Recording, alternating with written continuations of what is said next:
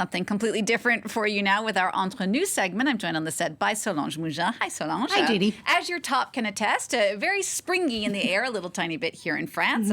And you're going to be talking today all about flowers, from French festivals that celebrate them to the darker side of the flower industry. But let's start with something joyful first, the Battle of the Flowers. What's that?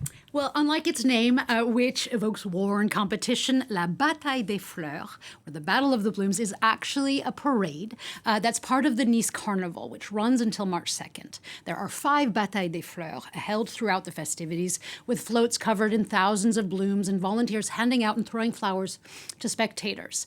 According to the organizers, 100,000 flowers and 21 tons of mimosa blooms are given out every year.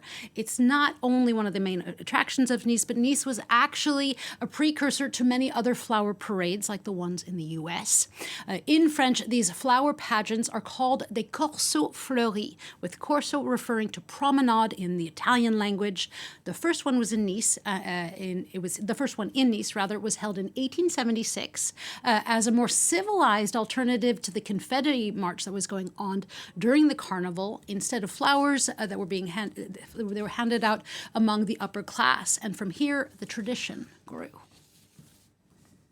The fragrant floats travel across the city, bringing with them a battle of blooms, the highlight of Nice's winter season. Sun and flowers. That's Nice. Now, the tradition of flower pageants, this predates Nice's carnival. It's likely dating back to the Middle Ages with the Dutch flower festivals or the Blumencorso. But it is said that the Bataille des Fleurs in Nice served as an inspiration for another well-known American parade, the Tournament of Roses, that's held every year on New Year's Day in Pasadena, California. And like with the pageant in Nice, these big shows of flowers were and are a meaning of saying, escape the winter wherever you are and come to our sunnier climates where blooms flower. That's one view of winter in the USA. Well, here's another, this time in California. Bright sunshine and blue skies accompanied the Pasadena Tournament of Roses. This is an annual event, providing a very good excuse for parading pin-up girls through the streets.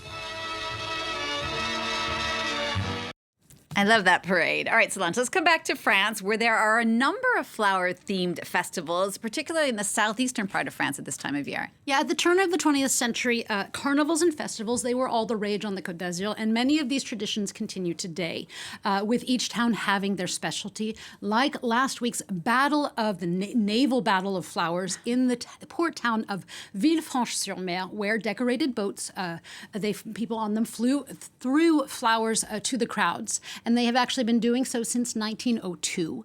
There's also a famous festival, a Corso Fleuri in Bormes-les-Mimosa, which is actually named after the iconic flower of this region, the mimosa flower. But actually, this January to March bloom is not French.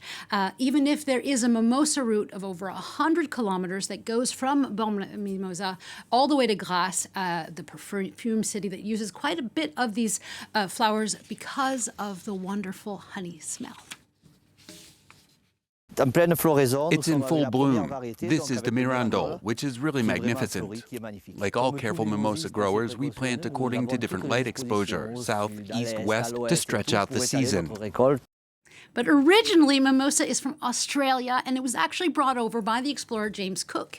Incidentally, the bright pom-pom flowers were the inspiration for hard-boiled egg recipes, mimosa eggs, but also the champagne and orange juice cocktails that many of us drink at brunch. But today, certain varieties are actually considered invasive species in Europe, even if on the Côte d'Azur they flourish, they create a flourishing tourism industry and draw in a lot of people in regard to the flower industry. All right, let's talk a bit more specifically about the flower industry here in France, where mimosa production is really a key part of the economy there. Yeah, the climate of the Var and the Alpes-Maritimes region is actually perfect for growing mimosa forests. And this region is the major producer of these flowers worldwide. It is also France's #1 area in regard to flower production overall.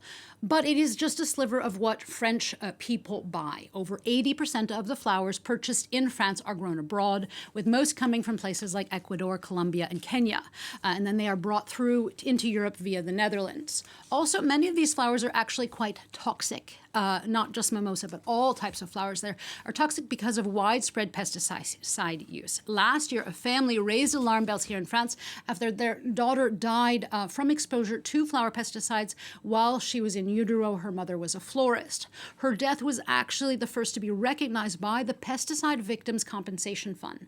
And likewise, in addition to this, consumer watchdogs have tested flowers repeatedly, showing that over 100 different chemicals can be found on many blooms. Many of these chemicals are actually outlawed in Europe, but they still come. They're still nonetheless allowed to because of a lack of regulation. The UFC Que Choisir, which is a watchdog, found 100% of the blooms they tested, be it from supermarkets or florists, they have pesticide traces on them.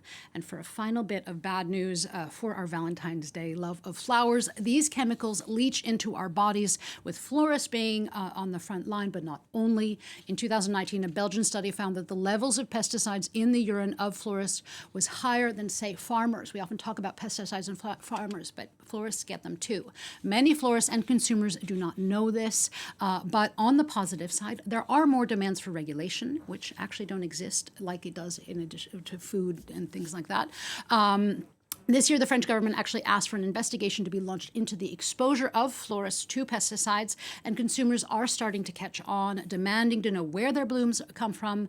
And because of this, a whole generation of organic farmers is blooming thanks to demand. French towns as well are boasting now the possibility of being able to do a promenade, to do a walk in town with beautiful blooms that don't use pesticides. Ah, that is so interesting, Solange. Thank you so much for that look at France's flower industry and those great parades, the flower battles. I love it. Thank you very much.